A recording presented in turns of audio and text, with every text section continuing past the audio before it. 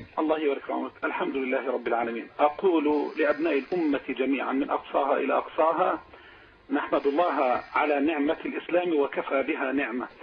وأقول لأبناء الأمة جميعا ذكورا وإناثا: نحن على الحق وهو على الباطل، نحن في النور وهو في الظلام، نحن على الدليل وهو على الهوى. ولقد قلت لزكريا من قبل: ائتني ب50 من القساوسة من أمثالك للمناظرة فعجز. قلت له: ائتني ب1000 من القساوسة من أمثالك فعجزوا. والآن أكررها: أريد 1,000,000 من أمثاله إلا أنهم يعجزون، لأننا على الحق والحمد لله رب العالمين. ثانيا أقول لأبناء الأمة جميعا: إن هذا من الممثلين، هو ممثل وليس بحقيقة على الإطلاق، بدليل أن هؤلاء الدمى الذين يأتي بهم في برنامجه ويقول كانوا مسلمين وتنصروا ويأتي بأسماء ما أنزل الله بها من سلطان، قلت لأبنائي من طلاب علمي أن يسجلوا لهم. بدأوا مع الأول فقال هذا: نعم أنا كنت مسلما من أسرة متشددة وكنت أصلي في المسجد لكن آمنت بيسوع المسيح. فقال له تلميذي: هل كنت تصلي الفجر؟ قال: نعم كنت أصلي الفجر. فقال له: كم عدد ركعات الفجر؟ قال: 8. بالله عليكم أهذا كان مسلما ودخل النصرانية؟ أمر مضحك للغاية. ثانيا دخل آخر وقال: كنت مسلما. فقال له تلميذي: هل تعرف صلاة الزين؟ تعلمون أن صلاة الزين دي أغنية وليست حقيقة. قال: نعم كنت أصلي صلاة الزين. قال: كم ركعة هي؟ قال: هي 2 ركعات.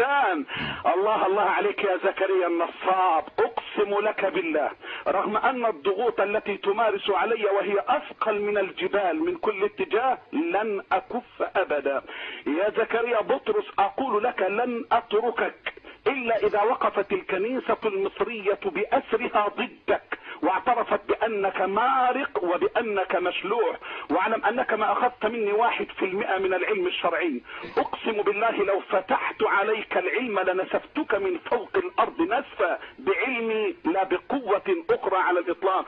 ثانيا من أنت حتى تقول إن الرسول قواد وإن الرسول سوقي؟ كذبت وقطع الله أمثالك ولسانك.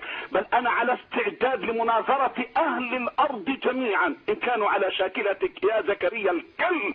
وأقول لأمة الإسلامية: أبشروا أبشروا. وأيضا أقول بإذن الله جل وعلا إن الذي رد على هذا الخنزير إنما هو الدكتور اللواء نبيل لوقا بباوي، وله عدة كتب في رد على زكريا بطرس. بمعنى آخر هذا اللواء النصراني يذب عن الإسلام في كل مكان.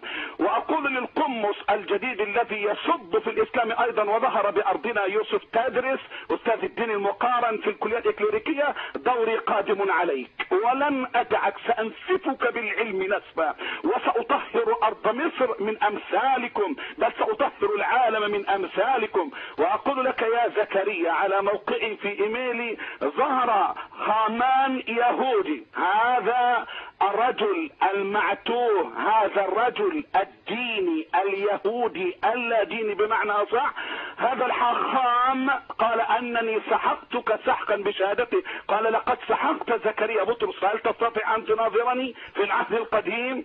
وأيضا هل تستطيع أن تناظرني في إثبات أن أرض فلسطين للفلسطينيين؟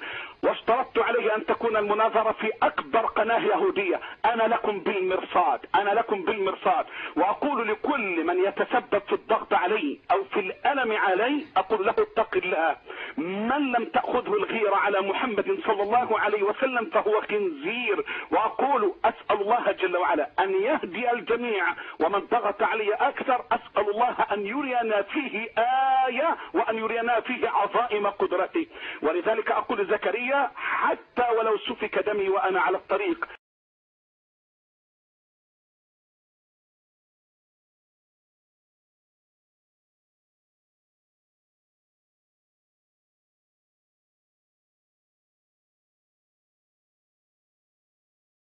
امتى زكريا بطرس هيتشلح؟ زكريا بطرس اتوقف قبل قناة الحياة ما تبدأ سنة 2003 في شهر يونيو بقرار من المجمع المقدس برئاسة قداسة البابا.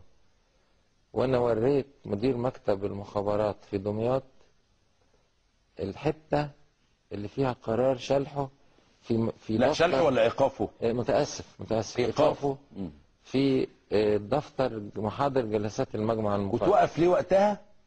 اتوقف لأنه خمسيني بروتستانتي، ولكن كان أحد التهم الموجهة إليه ال 14 في التهمة اللي جات له من استراليا دي، في التهمة اللي جات له من استراليا دي، في التهمة اللي جات له من استراليا دي.